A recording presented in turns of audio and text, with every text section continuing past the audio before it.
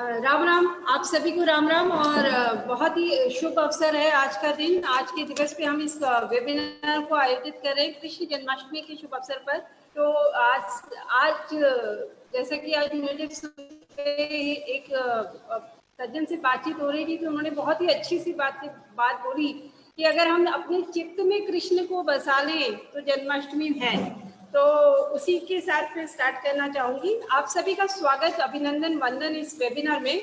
और मैं आप सभी को पता ही है कि आज का जो ये वेबिनार आयोजित किया गया है कोटा ज्ञानवर एजुकेशन सोसाइटी और Om Kothari institute of management and research के सानिध्य में इन एसोसिएशन में we are organizing this webinar. So I can assure you, तो बहुत ही ज़्यादा एप्ट थीम है जिसपे आज वेबिनार रखा गया है नेशनल एजुकेशन पॉलिसी के ऊपर। तो बहुत ही शानदार वेबिनार ये होने वाला है। आज इस वेबिनार में मैं आपका स्वागत करती हूँ on behalf of Kota Gyanvar education society and Om Kothari institute of management and research. मेरे साथ हैं doctor Pawan Kumar Sharma ji, former director VMOU, and we have doctor Amit Singh Rathore, director from Om Kothari institute of management and research. हम तीनों आपका स्वागत करते हैं इस वेबिनार में। और मैं आपको बताना चाहूँगी आज के हमारे जो मुख्य वक्ताओं के रूप में हमें ज्वाइन किया है। आई वुड लव, आलोक जी आप स्पॉटलाइट वीडियो डालेंगे या जैसे करेंगे, ठीक है। We have doctor Pawan Kumar Singh, he is a director at management development institute Gurgaon, Gurugram. Next slide. He is the key speaker today. Then we have second key speaker with us, Professor Dr. Damodar Acharya ji, former chairman of AICTE and former vice chancellor of BPUT and former director of IIT Kharagpur.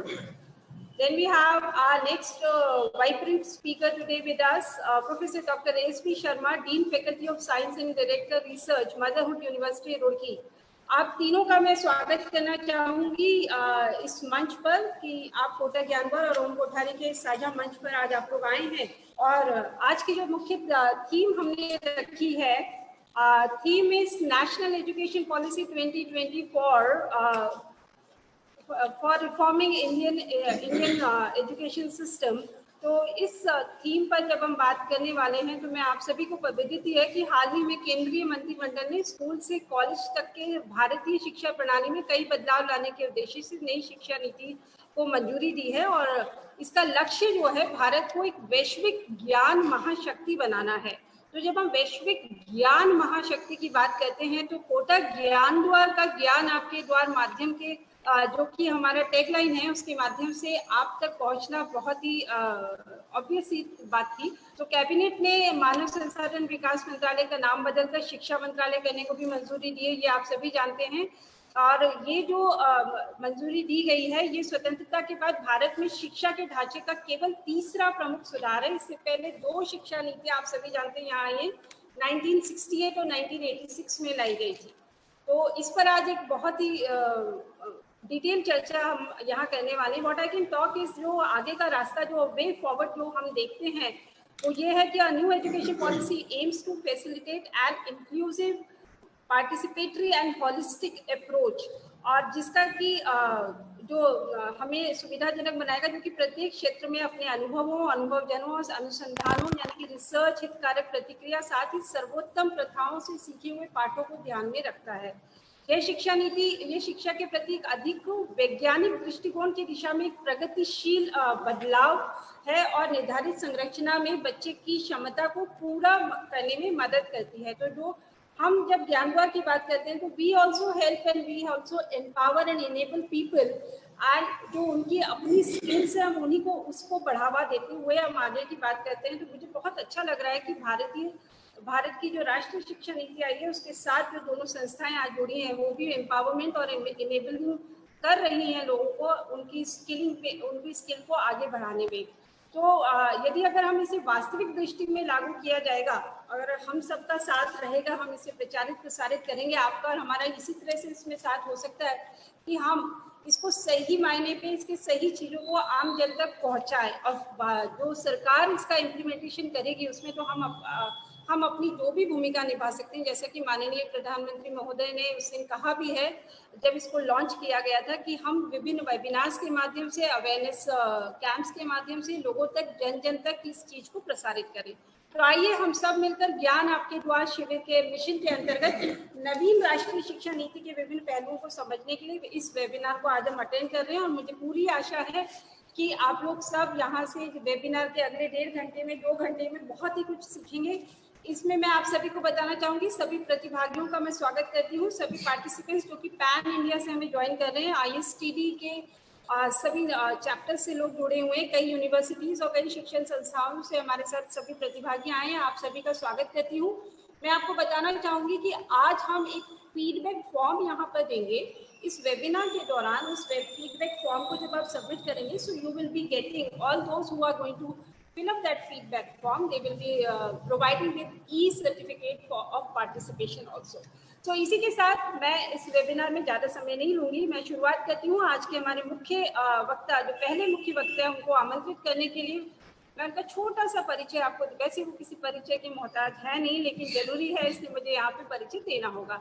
So doctor Pawan Kumar Singh, he is director at management development institute Gurugram, that is Gurugram Haryana India में है। जो doctor Pawan Kumar Singh is presently director, as I told you, and earlier he has worked as director in charge of Indian Institute of Management Indore and the chair academic committee of Indian Institute of Management Sambalpur also. As a nodal officer of IIM Sambalpur, he played a sheet anchor role in establishing the new institute in this initial phase. Dr. Singh has been in academics at postgraduate levels for more than 3 decades, and he has worked as a professor of organizational behavior, human resource management at IIM Indore. Before that, he worked with National Institute of Industrial Engineering, Mumbai, Indira Gandhi National Open University, New Delhi, Kanpur University, and Vikram University at Ujjain. He started his career at bank of India as an industrial relation officer. तो एक IR officer का एक academician के रूप में transformation, hats off to you sir. Dr. Singh has a long experience in teaching, training, research, consulting, and academic administration. He has published research articles in national and international journals and has presented papers in various conferences in India and abroad also. He has written 2 books in the field of management, and he has trained more than 15,000 executives of all levels from almost all walks of professions. Dr. Singh is PhD in management and postgraduate in management. अब आपकी degrees को बताना तो sir बहुत छोटी सी बात है, but I must mention that he has attended certificate program in research of London School of Economics. Team of Dainik Bhaskar elected him as a best trainer at IIM Indore in 2007. Prestige Institute of Management Gwalior conferred upon him the Management Excellence Award in 2019. And his hobbies की अगर मैं बात करूँगी तो sir बहुत ही poetic है, poetry and music and cricket, astronomy वगैरह sir की कुछ एक्स्ट्रा फील्ड्स है जिसमें सर अपना अच्छा खासा इंटरेस्ट रखते हैं। Editorial board of reputed journals and has been a member of various high-profile committees of government bodies and academic institutions. There are lot many things sir आपके बारे में बताने के लिए। अभी मैं 1 घंटा और बोल सकती हूँ, बट मैं आपका समय ज्यादा नहीं लूंगी मेरे सभी पार्टिसिपेंट्स का। आइए हम सब स्वागत करें doctor Pawan Kumar Singh. Over to you sir.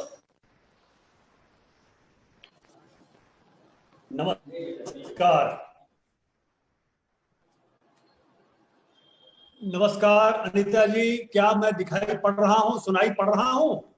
Ji sir, आप सुनाई दे रहे हैं। सबों को प्रणाम करता हूँ। आज बहुत महत्वपूर्ण दिन है। आज हम सबके हृदय में कृष्ण भावना के जन्म लेने का विशेष दिन है।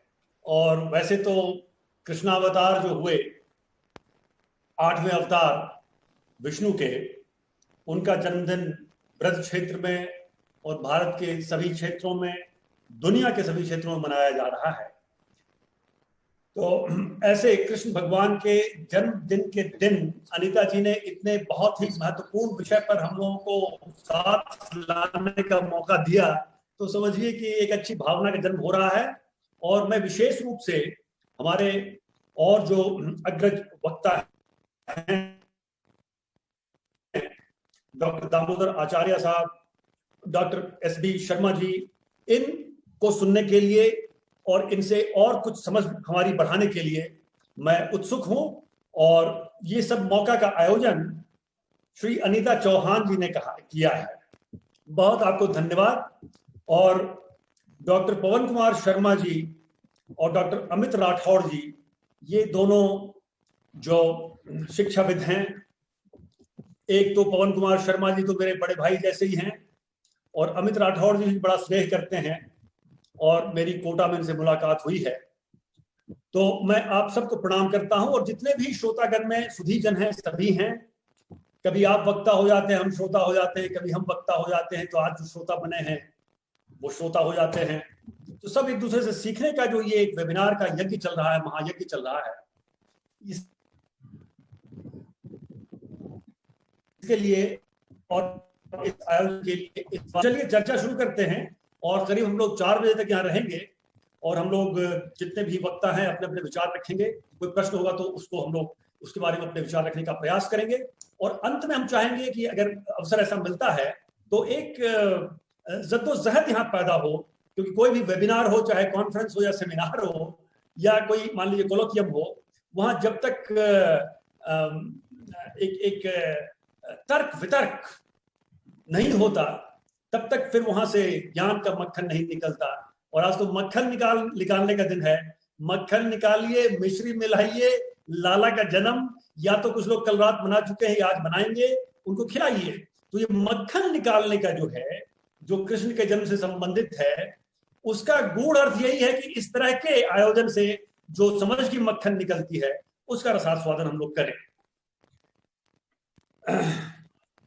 उच्च शिक्षा में सुधार के लिए राष्ट्रीय शिक्षा नीति, इस विषय पर हम लोग आज चर्चा करेंगे।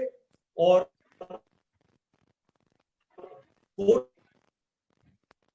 ज्ञान द्वार एजुकेशन सोसाइटी और Om Kothari institute of management and research इन। तो चलिए अगले करीब 15 मिनट में मैं रखना चाहूंगा, अगर आप चाहें या आप कम भी कर सकते हैं इस समय को, कि ये जो शिक्षा नीति आई है 2020 की, उस शिक्षा नीति में विशेष करके उच्च शिक्षा के संबंध में जो फिलोसोफाइजेशन किया गया है, एक जो दर्शन दिया गया है, एक ओवरऑल डायरेक्शन दी गई है, वो क्या है, इसको मैं प्रस्तुत करने का एक प्रयास करता हूं। चलिए सबसे पहले मैं कहना चाहूंगा कि ये जो शिक्षा नीति है और उच्च शिक्षा के बारे में बात कही गई है, इसकी सबसे पहली कैरेक्टरिस्टिक्स या गुण कहिए या नेचर कहिए, वह है लचीलापन। हो सकता है मैं कभी भी अंग्रेजी कहूं, क्योंकि मान लीजिए अगर कहूं कि शुद्ध कोई शब्द कहूं, शुद्ध, तो आप कहीं जरा सा साधारण कहिए तो कहना पड़ेगा अच्छा प्योर मान लीजिए तो प्योर साधारण हिंदी है और शुद्ध उच्च कोटि की हिंदी हो जाती है। तो पहली कैरेक्टरिस्टिक्स है फ्लेक्सिबिलिटी इन द सिस्टम। और फ्लेक्सिबिलिटी के 2 आयाम हैं। फ्लेक्सिबिलिटी लोचदार, यानी जिनको जैसा बन पड़े अपने हिसाब से करें, कस्टमाइज करें। शिक्षा ग्रहण करने वाले विद्यार्थी उसको अपने शिक्षण को कस्टमाइज कर सकते हैं। शिक्षा देने वाली इंस्टीट्यूशन अपने सिस्टम को कस्टमाइज करके उसको ज्यादा ब्रॉड बेस्ड करके उसको लोचदार बना सकती है। तो सबसे पहले देखिए कि एजुकेशन सिस्टम में जो फ्लेक्सिबिलिटी लाई गई वो विद्यार्थियों के लिए क्या नया पैगाम लेके आया। तो वो ये लाया कि जब आप इंटरमीडिएट के बराबर का कोर्स कर लेते हैं और उसके बाद जब आप स्नातक के लिए जाते हैं उस कोर्स के लिए, तो स्नातक में 1 साल, 2 साल, 3 साल, 4 साल, 4 साल का फुल फ्लेज्ड स्नातक कोर्स है। लेकिन आप किसी भी स्टेज पर उसकी एग्जिट कर सकते हैं। एग्जिट करना एक बहुत ही एक समझिए प्रतिष्ठा की बात है कि आपको अलाउ किया गया। ठीक है, आप चाहें अब तक आप रहे, 1 साल का ग्रेजुएशन किया, ठीक है, आप जाना चाहते हैं जाइए और समाज के लिए उपयोगी बनिए। 2 साल का करना चाहते हैं करिए, 3 साल में निकलना चाहते हैं निकलिए, 4थे साल का पढ़ना चाहते हैं और 4 साल के बाद करना चाहते हैं वो भी करिए। तो ये जो फ्लेक्सिबिलिटी लाई गई उससे लाभ ये होगा कि 1 साल के ग्रेजुएशन के बाद डिप्लोमा और 2 साल के ग्रेजुएशन के बाद पीजी डिप्लोमा या हायर डिप्लोमा, 3 साल के ग्रेजुएशन के बाद स्नातक और 4 साल के ग्रेजुएशन के बाद ग्रेजुएशन विद रिसर्च, इसकी डिग्री दी जाएगी। ये एक अच्छी बात है, क्योंकि पहले था कि आप आए और पूरी ग्रेजुएशन करें तब ग्रेजुएट, और बीच में कहीं भी फिसल गए तो गए काम से। जैसे जब हम लोग ग्रेजुएशन कर रहे थे उस समय तो स्थिति और ज्यादा विचित्र थी। सेमेस्टर सिस्टम से हमने ग्रेजुएशन नहीं किया। हमारी जो सब्जेक्ट थी इकोनॉमिक्स ऑनर्स और मैथमेटिक्स और इंग्लिश लिटरेचर, ये पूरे सर पर एक साथ बोझ लेकर के और अंत में ग्रेजुएशन के एक साथ बोझ उतारे थे। बहुत मुश्किल होता था। हाँ, ये मैं जरूर कह सकता हूं कि एक लाभ जरूर हुआ उसका, क्योंकि किसी भी चीज में जो बहुत अच्छी नहीं होती वो पूरी तरह से अच्छी नहीं होती, ऐसी बात नहीं है। और कोई भी चीज जो बहुत अच्छी होती है उसमें कोई कमी नहीं होती, ऐसी भी बात नहीं है। तो हमारे समय में जो होता था कि एक साथ आपको बोझ उतारना है, उसके नुकसान तो होते थे, क्योंकि बहुत प्रेशर, बहुत स्ट्रेस होता था, बहुत मशक्कत हो जाती थी। कोई बीमार पड़ गया तो मुश्किल में पड़ जाता था। लेकिन उसका लाभ ये होता था कि बहुत दिनों तक चीजें याद रहती थी। और आज भी मैंने बड़ी मुश्किल से हम लोग कोई चीज भूले हैं जो ग्रेजुएशन में पढ़े हैं। जरा सा खाली आप हिंट करें तो याद आना शुरू हो जाता है। आजकल के बच्चों को देख करके आश्चर्य होता है, चाहे वो ग्रेजुएशन में हो चाहे पोस्ट ग्रेजुएशन पे हो, कि वो सेकंड सेमेस्टर में गए नहीं, आपने कोई प्रश्न पूछा नहीं कि उनका उत्तर जुबान पे होता है कि सर या मैडम इसको हमने फर्स्ट सेमेस्टर में पढ़ा था। जैसे फर्स्ट सेमेस्टर में पढ़ा था और सेकंड सेमेस्टर चल रहा है, इसमें प्रश्न पूछना गुनाह हो गया क्या? आप भूल जाने के लिए पढ़े थे क्या? कंटिन्यूटी इन एजुकेशन का अर्थ ये नहीं होता है कि पिछला पढ़ते जाएं आगे का भूलते जाएं। इसीलिए जो शिक्षक यहाँ हमें सुन रहे हैं या कोई विद्यार्थी अगर सुन रहे हैं, ये याद रखिए कि अगर आप चौथे सेमेस्टर में पढ़ रहे हैं और पहले सेमेस्टर का ज्ञान जो आपने हासिल किया है उसको स्मरण में रखना ये आपका धर्म है। ये तो हुई बात एक समझने समझाने की। तो एग्जिट आप किसी समय में भी कर सकते हैं। इसी प्रकार से सब्जेक्ट कॉम्बिनेशन के मामले में भी फ्लेक्सिबिलिटी दी गई है। अब कुछ उदाहरण जो हम अपने जीवन से होता है, देने में सहजता होती है, अन्यथा इसको आप श्लाघा न लीजिएगा। 8वीं कक्षा में हम लोगों को कहा गया साइंस लोगे बेटा कि आर्ट्स लोगे। अब ये था कि परिवार में या समाज में या स्कूल में या शिक्षकों की निगाह में हम लोग Fairlie above average good student में गिरे जाते थे। तो ये पूरी आशा रहती थी कि चूंकि ये गुड स्टूडेंट है तो साइंस लेगा। ये बड़ी अजीब सी समझ थी, और मुझे तो कम से कम 15-20 साल और लग गए समझने में ये साइंस आर्ट का मसला होता क्या है। तो science, art, commerce, engineering, medicine, इतने वाटर टाइट कंपार्टमेंट में हमने ग्रेजुएशन को डाल रखा है। चलिए उसके भी लाभ होते हैं, लेकिन उससे हानि ये होती है कि आप एक ही विधा में पारंगत होते होते होते उसकी टोटलिटी को नहीं समझ पाते। या अगर आप केमिस्ट्री पढ़ने के साथ साथ अगर आप सोशियोलॉजी भी पढ़ना चाहते थे, जो कोई गुनाह नहीं है, लेकिन पढ़ने के लिए आपको उसमें उसको अलाउ नहीं किया जाता था या नहीं किया जाता है, अभी तक नहीं किया जाता। जब ये पॉलिसी लागू होगी तब होगा। तो क्यों नहीं हम केमिस्ट्री के साथ सोशियोलॉजी पढ़ सकें? क्यों नहीं हम फिजिक्स के साथ जो है फिलोसफी पढ़ सकें? या क्यों नहीं हम हिस्ट्री के साथ जो है मैथमेटिक्स पढ़ सकें? ये जो फ्लेक्सिबिलिटी लाई गई है, इससे लाभ ये होगा कि हम एक ब्रॉड बेस बना सकेंगे। जैसे जब 8वीं में हम लोगों ने साइंस लिया, उसके बाद से हिस्ट्री ज्योग्राफी पढ़ना बिल्कुल बंद हो गया, और 7वीं तक जो मुझे हिस्ट्री पढ़ाई गई वो सिर्फ 1526 से 1707 तक पढ़ाई गई। 1526 में बाबर आए, 1707 में औरंगजेब मरा, बस इतना पढ़ा दिया। क्या हिस्ट्री इतनी ही थी हमारे लिए? और कुछ जानने की आवश्यकता नहीं थी? या क्या 1526 और 1707 में इतनी ही घटनाएं हुई? क्या 1520 में गुरु नानक अपनी पराकाष्ठा पर नहीं थे? या क्या 1707 में गुरु गोविंद सिंह जीवित नहीं थे? गुरु गोविंद सिंह मरे थे 1708 में। ये कुछ नहीं बताया गया। बाद में हमारे जैसे विद्यार्थी को एक समय पर ये देखना पड़ा कि हमें मिनिमम जो है वर्ल्ड हिस्ट्री और इंडियन हिस्ट्री के किन चीजों को जानना चाहिए, और सेल्फ स्टडी से वो चीजें हासिल करनी पड़ी जो कि स्कूल कॉलेज को थोड़ा देना चाहिए था। है तो ये flexibility of combination of various baskets of subject, ये दूसरी इसकी कैरेक्टरिस्टिक्स है एजुकेशन पॉलिसी की। तीसरी कैरेक्टरिस्टिक्स ये है कि इस एजुकेशन पॉलिसी में सिंगल रेगुलेटर रहेंगे। हालांकि इसको ठीक से जरा समझना होगा हम लोगों को कि सिंगल रेगुलेटर जो है वो एक रिज लाइन पैदा करेंगे। रिज लाइन का मतलब होता है कि एक दो समानांतर लकीर खींचेंगे और कहेंगे कि इस बीच में आपको चलना है, ये आपकी मर्यादा है, ये आपकी सीमाएं हैं, और इसके बीच में आप फ्लेक्सिबल हो सकते हैं। दो बातों को मिलाने का प्रयास किया गया है। और रेगुलेटर के बारे में जो यहाँ धारणा दी गई है उसमें आप देखेंगे तो समझ में आएगा कि रेगुलेटर का ये कहना है, या कहेंगे वो, कि हमारे दिए गए मिनिमम स्टैंडर्ड का आप पालन तो जरूर करना होगा, क्योंकि जो बेसिक फिलॉसफी है लाइट बट टाइट लगता है कि आज जैसे जो फिलॉसफी चल रही है वो टाइट बट लाइट। टाइट तो बहुत कर दिया है, फिर भी एजुकेशन इतना लाइट चल रहा है कि गुणवत्ता बहुत नहीं दिख रही है। लेकिन फिलॉसफी जो अब होने वाली है वो है लाइट बट टाइट। इसका अर्थ यह है कि लाइट का अर्थ यह है कि कम संख्या में रेगुलेशन की धाराएं होंगी, लेकिन जो होंगी उनको आपको पूरी करनी पड़ेगी। यह है लाइट बट टाइट।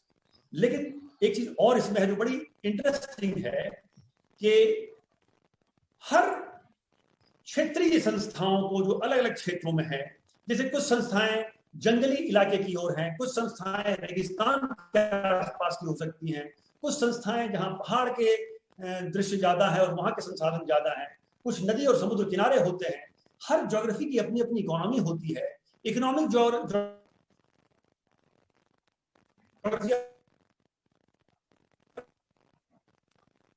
एक सब्जेक्ट होता है। तो ये सारी चीजों को देखते हुए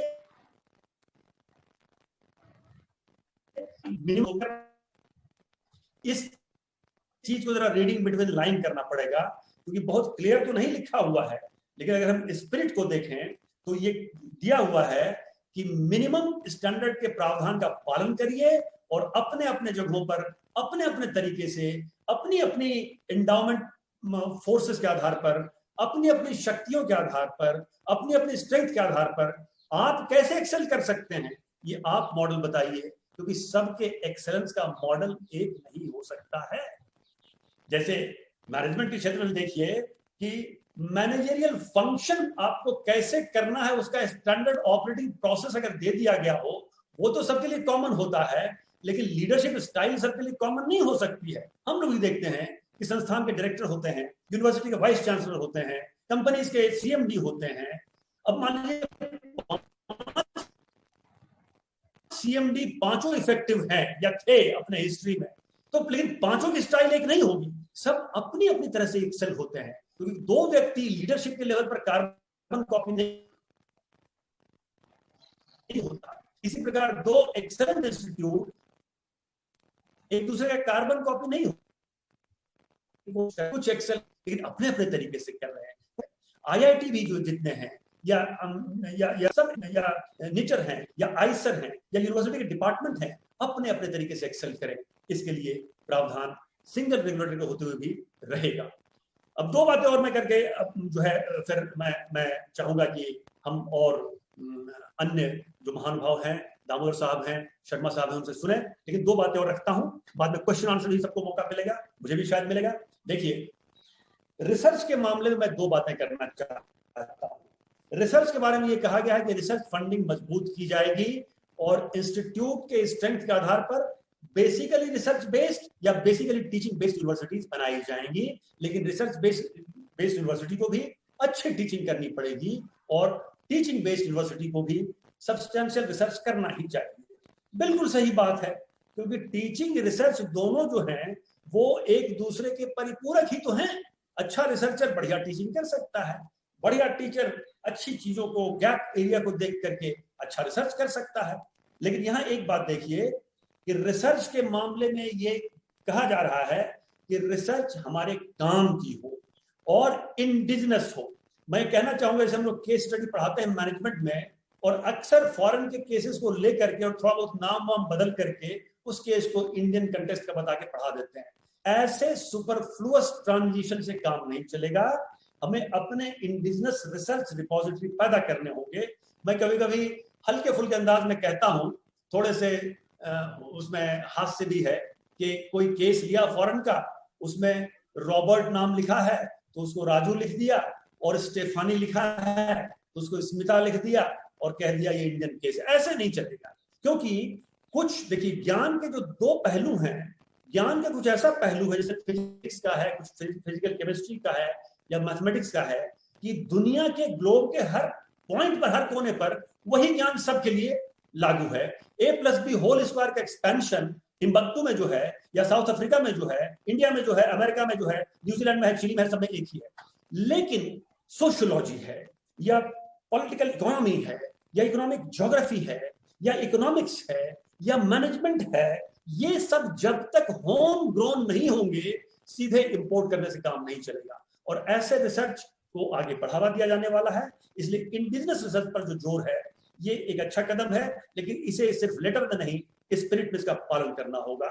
और इसके अलावे फॉरेन यूनिवर्सिटी के जो द्वार दरवाजे खोले गए हैं, यहां हमें दो बातें ध्यान रखने की जरूरत है कि फॉरेन यूनिवर्सिटी जिस प्रकार से इंडिया में बहुत से इंस्टीट्यूशन कॉमर्शलाइज्ड हो गए हैं, और इस पॉलिसी में एंटी कॉमर्शलाइजेशन स्टैंड के बारे में एक बहुत बढ़िया वहां प्रण लिया गया है। इसी प्रकार फॉरेन में भी बहुत से कॉमर्शलाइजिंग काइंड ऑफ इंस्टीट्यूशन है। हमें सावधानी रखनी होगी कि सिर्फ फॉरेन के मोह में न पड़ करके हमें वहां थोड़ी स्क्रीनिंग करनी होगी कि ऐसे यूनिवर्सिटी आए जिनके आने से हमारी शिक्षण की, शोध की गुणवत्ता बढ़े। लेकिन फॉरेन यूनिवर्सिटी आने के प्रति हमें बिल्कुल अपने मस्तिष्क और हृदय को खोल के रखना चाहिए कि वो आए, हमें कंपटीशन दें, क्योंकि उस कंपटीशन के आधार पर जब हम निकलेंगे, तब जो है हमारी जो एक अवधारणा बन रही है अभी, वो है आपको आत्मनिर्भर भारत। तो आत्मनिर्भर भारत कभी भी द्वार दरवाजे बंद करके नहीं होंगे कि खिड़की बंद कर दी और अपना दरवाजा बंद कर दिया और अंदर आत्मनिर्भर हो गए। हमें पूरे वैश्विक स्तर पर, चाहे शिक्षा का क्षेत्र हो, चाहे वो प्रोडक्शन का क्षेत्र हो, मैन्युफैक्चरिंग, चाहे वो सर्विस का क्षेत्र हो, सबको, सबके लिए दरवाजे खोल कर रखते हुए, और उसके बाद उनके बराबर की टक्कर की जो कॉम्पिटिशन को देना शुरू करेंगे, उससे उभरते हुए हमें अपने जो लोकल है उसको ग्लोबल बनाना है। इसलिए जो ग्लोबलाइजेशन के बाद जो हमारा मूव चल रहा है कि भारत के अंदर बनी हुई चीज या देश के अंदर बनी हुई चीज, या मान लीजिए कि लोकल होना है, लोकल होना इतना आसान नहीं है। लोकल होने के लिए आपको ग्लोबल लेवल का कंपटीशन का सामना करते हुए लोकल होना है। This is basically the meaning of localisation. तो शिक्षा के क्षेत्र में भी यही बात लागू होने वाली है। और एक बात और करना चाहूंगा, गुणवत्ता को हमें स्पिरिट में लेना ही होगा। एक शायर ने कहा कि बात अमन की बजा है, मगर मन अमन यानी शांति की बात करना बिल्कुल लाजमी है। बात अमन की बजा है, मगर आदमी फितरतन फसादी है। वो कमेंट कर रहे हैं, या एक तरह से छेड़ रहे हैं आपको। वो कह रहे हैं कि आदमी फितरतन फसादी है, आदतन वो फसाद करता है, दंगा फसाद करता है, थोड़ी बेईमानी कर देता है। देखिए, गुणवत्ता की बात जब भी हमने की है, कम से कम 30 साल से हमने भी क्षेत्र को देखा, जहां भी कुछ बात अच्छी स्पिरिट से की जाती है, हम उसका शॉर्टकट निकाल लेते हैं। Shortcut does not lead to success. गुणवत्ता की जहां भी बात हो रही है, वहां अगर शॉर्टकट निकाले तो बात मुश्किल में पड़ जाएगी। देखिए, एक जो कहा गया है कि ग्रॉस एनरोलमेंट रेशियो को 26% से 50% पर ले जाना है। बहुत अच्छी बात है, 50 से हम 70 भी ले जाए तो बहुत बेहतरीन है। लेकिन हमें यह भी देखना होगा कि आज भी कुछ सर्वे कह रहे हैं कि 72% of MBAs they should have been given better training to become fitting kind of management training, or around 65% of engineers, 70% of engineers, they should have been given better training as engineers in engineering courses to become good engineer even at entry level। तो आप बताइए, जहां 72 से 75% engineer और engineering और management graduate की गुणवत्ता पर सर्वे कुछ सवाल इंगित करता है, वहां सिर्फ 50% इनरोलमेंट रेशियो को ले जा करके, सिर्फ क्वांटिटी बढ़ा करके क्वालिटी पर ध्यान न देते हुए अगर हम करेंगे तो वही हालत होगा जहां हम आज खड़े हैं। इसलिए गुणवत्ता में हमें पूरे धर्म के साथ, पूरे अपने धर्म का पालन करते हुए हमें यहां उतरना होगा। और चलते चलते फिलहाल ये मेरा हृदय कहता है कि एजुकेशन पॉलिसी में दो बातें थोड़ी अंडरलाइन कर दी गई होती तो ज्यादा बेहतर होता। हालांकि बात कही गई है, लेकिन फिर भी मेरा मानना है कि जब तक किसी समाज में ग्रेजुएशन लेवल की डिग्री ज्यादा डिग्निफाइड नहीं होगी, तब तक उस समाज में मेरे ख्याल से गुणवत्ता की बात करना बहुत अर्थ नहीं रखता। जब तक हम ग्रेजुएशन लेवल की डिग्री को डिग्निफाइड नहीं करेंगे, जब तक हम उसे एक टर्मिनल वैल्यू देने में सक्षम नहीं होंगे, जब तक हजारों हजार की संख्या में हमारे विद्यार्थी देश के ये न कह सकें कि मैंने ग्रेजुएशन कर लिया साहब, इतना बहुत है, जब तक ऐसा नहीं होगा तब तक हमारी गुणवत्ता नहीं बढ़ेगी. So my first thing I would like to say, which our education policy missed underlining, that we need to dignify the education at graduation level. और दूसरी चीज जो और थोड़ी जोरदार तरीके से कहनी चाहिए थी, मिस हो गई मेरे ख्याल से, वो ये मेरी समझ है. जैसे हमने तो ईश्वर कृपा से बहुत तरह के इंस्टीट्यूशंस में काम किया, state university, central university, national institute, Indian institute, सभी लेवल का हमने देखा, पोस्ट ग्रेजुएशन लेवल का. लेकिन मेरी जो समझ पैदा हुई है, आईआईटी, आईआईएम, एम्स सब होने चाहिए, और जो एग्जिस्टिंग है उनकी गुणवत्ता भी बढ़नी चाहिए, और खोलने चाहिए तो खोलें. लेकिन मेरी समझ है, इसको सुनिएगा, कि भारत में उच्च शिक्षा की आत्मा स्टेट यूनिवर्सिटी में ही बसती है, इसलिए कि वो करीब करीब 80% से ज्यादा हायर एजुकेशन के नीड को कैटर कर रहा है. हम ये भूल जाते हैं, हमारे एजुकेशनिस्ट ये भी भूल जाते हैं कि स्टेट यूनिवर्सिटी को एक विशेष महत्ता देने की जरूरत है. इसलिए स्टेट यूनिवर्सिटी के हर डिपार्टमेंट को हमें कम से कम, अगर अंतरराष्ट्रीय स्तर का ना सही, राष्ट्रीय स्तर का डिपार्टमेंट बनाने के लिए मुहिम होनी चाहिए. और मेरा ये नम्र निवेदन है कि जिसको कहते हैं गुबर्नेटोरियल लेवल ऑफ डिस्कशन, महामहिम राज्यपाल के लेवल का एक संगठन बन करके वहां एक मुहिम होनी चाहिए कि स्टेट यूनिवर्सिटी को कैसे दुरुस्त किया जाए, अन्यथा हमारी आत्मा को हम पोषित नहीं कर पाएंगे. ये दो चीजें अगर और एम्फेसाइज होती तो मेरे ख्याल से शायद और बेहतर होता. तो मैं अभी यही रुकता हूं, और मैं बहुत ही व्यग्र हूं. बाकी हमारे बहुत ही सीनियर और सीजन्ड एकेडमिशियन और एकेडमिक एडमिनिस्ट्रेटर दामोदर आचार्य साहब को सुनने के लिए, जो आईआईटी खड़गपुर के निदेशक थे और एआईसीटीई के चेयरमैन थे. उनके नेतृत्व में टेक्निकल एजुकेशन ने दिशा देखी है. पवन जी, एक प्रश्न था, पीके सिंह साहब, एक प्रश्न था. हाँ, ये जो न्यू एजुकेशन पॉलिसी में टोटल इंटीग्रेटेड अप्रोच में चली है, तो इसमें हायर एजुकेशन के बारे में आपकी क्या दृष्टि है? जैसे आपने कहा कि स्टेट यूनिवर्सिटीज को तो डेवलप करना चाहिए, लेकिन इसका सिंक्रोनाइजेशन कैसे होगा? क्योंकि लोअर लेवल पे जैसे वोकेशनलाइज एजुकेशन को डेवलप करते हुए जो प्रोफेशनल एजुकेशन की तरफ हम लोग मार्ग प्रशस्त करेंगे, जैसे अभी जो स्कीम है 10+2 के बाद में स्ट्रीम तय हो गई, वाटर टाइट रेजिमेंटेशन हो गया है, तो उसमें कैसे रास्ता आगे बढ़ेगा प्रोफेशनल एजुकेशन नाम पे? क्योंकि अभी तक हमारा जो माइंड सेट है वो ये है कि केवल पीसीएम वाला ही इंजीनियर बनेगा, पीसीबी वाला ही डॉक्टर बनेगा, लेकिन जो नई व्यवस्था है उसके अनुसार तो कोई क्लियर कट पिक्चर नजर नहीं आ रही है. ठीक है, तो मैं इसका छोटा सा उत्तर देता हूं. प्रश्न पूरा हो गया लगता है? ठीक है.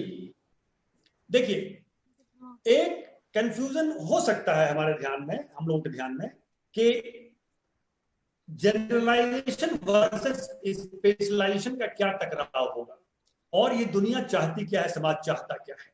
देखिए, डॉक्टर बनने के लिए स्पेशलाइजेशन चाहिए, इंजीनियर बनने के लिए स्पेशलाइजेशन चाहिए, मैनेजमेंट में कई स्पेशलाइजेशन है. अब मैं ये कहना चाहता हूं कि अगर मैं दिखाई पड़ रहा हूं? जी, ठीक है, कि बेस को ब्रॉड अगर कर दें और एक स्टीप कॉनिकल फनेल बनाएं, इस तरह की स्ट्रक्चर हमें पैदा होती दिख रही है. यानी कि जो कॉनिकल फनेल जो इन्वर्टेड है, उसका बेस बहुत चौड़ा है और वो जमीन पर रखा हुआ है, और उसका कॉनिकल फनेल का जो नोजल है वो ऊपर की ओर जा रहा है. तो आप जैसा जानते हैं कि इक्विलिब्रियम 3 तरह का होता है, स्टेबल, अनस्टेबल और न्यूट्रल. कॉनिकल फनेल का जो चौड़ा भाग जब नीचे होता है तो ये स्टेबल इक्विलिब्रियम है, जब उसको आप सुला देते हैं तो न्यूट्रल इक्विलिब्रियम है, और जब आप उसको उल्टा खड़ा कर देते हैं वो गिर ही जाएगा, उसको अनस्टेबल इक्विलिब्रियम कहते हैं.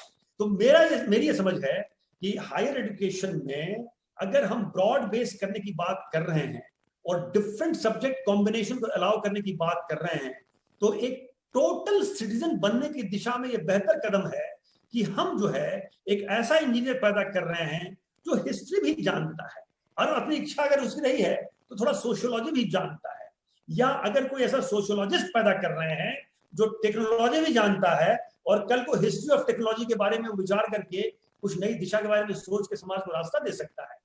अब ये जो ब्रॉड बेस हुई और बाद में इसको जब देखिए ग्रेजुएशन में चौथे साल में कहा गया कि रिसर्च ओरिएंटेशन होगी, तो यहां पर फ्लेक्सिबिलिटी है, इस करेंगे तो jack of all trades and master of one, ये फ्रेज पैदा होता है और ये हमें जरूरत है।